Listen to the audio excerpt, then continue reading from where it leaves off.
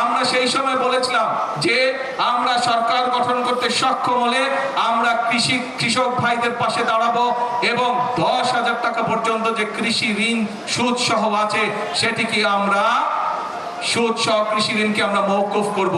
প্রিয় ভাই বোনেরা, সরকার গঠন করার পরে এক সপ্তাহের ভিতরে প্রথম যে মন্ত্রী পরিষদের বৈঠকটি হয়েছিল সেই মন্ত্রী পরিষদের বৈঠকে আমরা আমাদের সেই প্রতিশ্রুতিটিকে রক্ষা করেছি এবং বাংলাদেশের 13 লক্ষ কৃষকের 10,000 টাকা পর্যন্ত কৃষি ঋণ সুদ সহ মওকুফ করা হয়েছিল। প্রিয় ভাই বোনেরা, আমরা বলেছিলাম যে আমরা বাংলাদেশ কৃষি প্রধান একটি দেশ।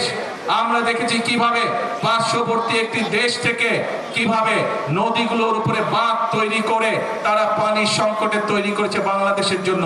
সেটি মানুষের ব্যবহারের জন্য যেরকম পানির সমস্যা, কৃষির জন্য সেই একই রকম পানির সমস্যা। এই সমাধানের জন্য আমরা বলেছিলাম শহীদ জিয়ার যে খাল খনন কর্মসূচি, সেই কর্মসূচি আমরা শুরু করব, আবার খাল খনন করব, নদী পুনর্খনন করব আমরা, যদি বিএনপি সরকার গঠন করতে পারে।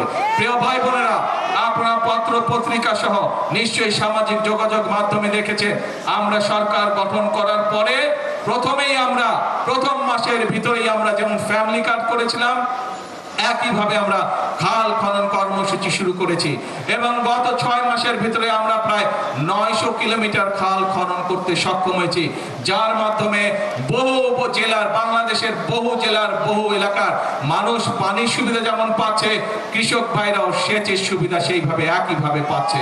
বিভিন্ন জায়গায় মানুষের যেরকম পানির সুবিধা হচ্ছে, কৃষক ভাইদের ফসলের উৎপাদনও বৃদ্ধি পেয়েছে। শুধু তাই নয় প্রিয় ভাই বোনেরা, আমরা বলেছিলাম ফ্যামিলি কার্ডের পাশাপাশি দেশের কৃষক ভাইদেরকে সহযোগিতা করার জন্য, তাদের পাশে দাঁড়ানোর জন্য আমরা বলেছিলাম আমরা কৃষক কার্ডের ব্যবস্থা করব। সেই কার্ডের কার্যক্রম প্রিয় ভাই বোনেরা, সরকার গঠন করার 3 মাসের ভিতরে আমরা সেই কার্যক্রম শুরু করেছি।